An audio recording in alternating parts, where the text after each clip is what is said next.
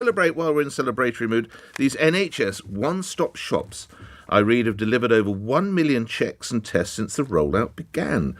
More details now from Health Secretary Sajid Javid. Well, congratulations, sir, to you and your colleagues. I don't know enough about these, sir. How do they work? Good morning. Yeah, good morning, Nick. And look, I'm in Kingston Hospital. I'm looking at one of these brand new scanners right now, CT scanner.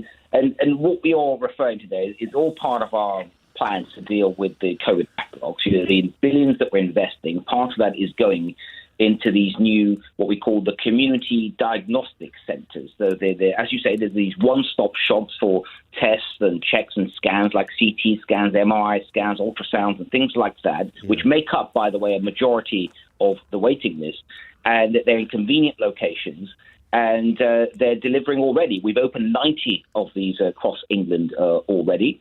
And in a couple of years, there'll be 160 in total. Between them, they will deliver some 9 million more checks, scans and tests. It will free up capacity in the NHS and help us crack through that backlog. It's just one of the ways that we just need to be doing all that we can to help people with the post-pandemic health challenges. Well, this is great news, and while I would never seek to advise you how to conduct your office, Secretary of State, might I suggest we need to know more about it?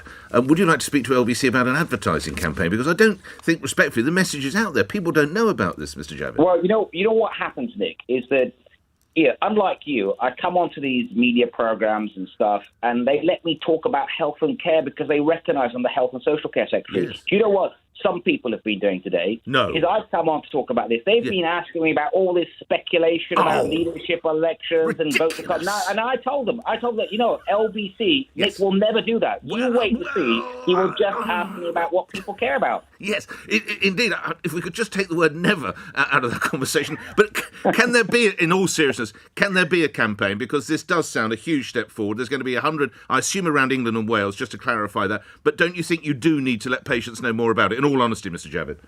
Well, this is England, not Wales. Wales, okay. As you know, they run their own NHS. Of course they do.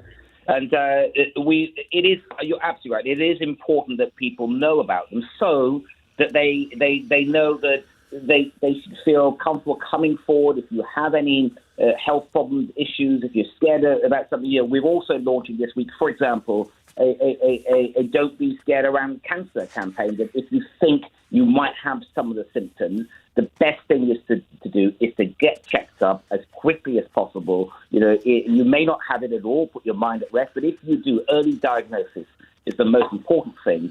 And we've got the capacity, we've got the capability. We just need people to just please come forward. And do you and your colleagues have a sort of time frame by which you hope to have played catch-up? That is to say, allowing for the enormous issue that was the pandemic and the shift that was put in by NHS staff. Are you hopeful by this time next year you'd be where you want to be, or the end of next year? Is there any deadline you're working to? Nick, we set out in February this year. We set out a COVID backlogs recovery plan, and we're on target. Where it's all going well according to the plan. So for example, we've made some good progress in cutting the waiting time. So the number of people that have the longest waits has been halved in just the last 4 months, thanks to the incredible work of NHS staff up and down England. This is what we're seeing. So they're making great progress. Of course, there's a lot more to do. And I've been very open and frank about the waiting list, what we call the waiting list. It will rise before it falls, and that's because millions of people that stayed away are coming forward. I just don't know how many will. But as I say, I want them to come forward, and that does mean the pressure continues. But it's our job. You're working with my colleagues in the NHS to make sure that we're doing everything we can to deliver, and as well as the investment that's needed, the £33 billion extra over the next 3 years that is going into NHS and social care. It's about reform as well and workforce, getting more workforce in, where we're also making great progress. All right. You referenced another matter. We have to touch on it. We all love we all love the NHS, Mr. Javid. Why is the party appearing to have fallen out of love with Boris Johnson as its leader? Look, there's a lot of speculation around today about whether there's going to be a vote of confidence or not. And frankly, I don't know whether there will be. There are some of my colleagues that have publicly said they'd like a vote. And by the way, that's their right. I understand their their frustrations, and we have a democratic process, and that's something for them. And I respect all my colleagues, and what I am just very focused on is I want to be in a government that is delivering like we are, whether it's on healthcare. We talked about that today with the challenges that we have.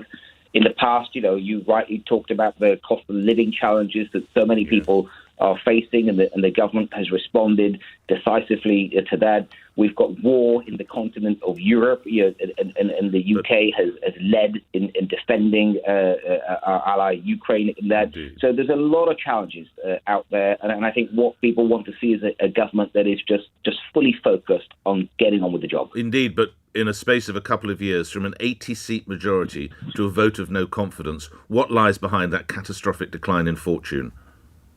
No, you're inviting me again to speculate, to get into the minds of my colleagues, and I think that we can understand their frustrations, whether that's to do with the Sue Gray report or other issues. But as I say, whilst my colleagues are rightly, they're entitled to their opinions, they have full respect. I just hope that what everyone can agree on is that a party is at its most successful when people are united and are focused on delivering for the people. Will you vote for him?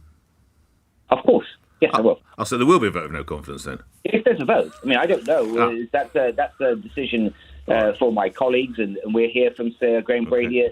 If there is going to be one, but I think it's very possible there will be one, but I don't want to speculate any further. I'll let you go after a final question. I'm just looking at your distinguished list of posts you've held: Secretary of State for Culture, Media and Sport, Business Secretary, Housing Secretary, Home Secretary, Chancellor, Health Secretary.